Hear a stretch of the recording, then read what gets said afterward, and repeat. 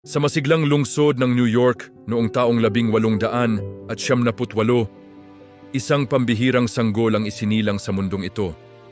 Siya ay si William James Sidis, isang batang itinakdang maging pinakamatalinong tao sa kasaysayan na may isipang tila walang hangganan ang kakayahan.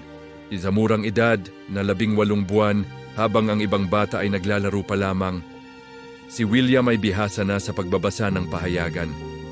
Pagsapit niya ng 6 na taon, sumulat na siya ng sariling libro tungkol sa anatomiya, isang paksa na kadalasang inaaral lamang ng mga doktor. Hindi lang iyon, sa edad na 8, lumikha siya ng sariling komplikadong wika na tinawag niyang Vendergood, gamit ang sariling gramatika at bokabularyo. Ang kanyang pagkauhaw sa kaalaman ay walang kapantay. Madalas siyang marinig na bumubulong sa sarili, nagtatanong kung ano pa ang maaari niyang matuklasan. Noong 1909 sa edad na 11, naging isa siya sa pinakabatang mag-aaral na tinanggap sa Harvard University. Pinagmasdan siya ng buong mundo habang naglalakad siya sa loob ng campus, isang maliit na bata sa gitna ng mga higante ng akademya. At sa edad na 12, nagbigay siya ng lecture tungkol sa 4-dimensional bodies sa harap ng mga batikang propesor at mathematician. Namangha ang lahat sa lalim ng kanyang pangunawa. Para sa kanya, ang matematika ay hindi lamang numero, kundi isang paraan upang maunawaan ang realidad. Kung susumahin, tinatayang ang kanyang IQ level ay nasa pagitan ng 200 at 50 hanggang 300, ang pinakamataas na naitala kailanman.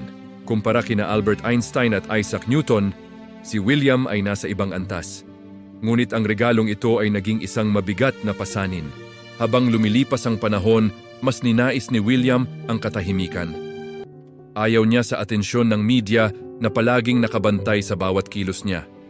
Pinili niyang mamuhay ng simple, malayo sa spotlight. Nagtrabaho siya sa mga trabahong hindi nangangailangan ng labis na talino upang makaiwas sa gulo. Sa kanyang pag-iisa, natagpuan niya ang kalayaang mag-isip ng walang limitasyon. Para sa kanya, ang karunungan ay para sa sariling kasiyahan.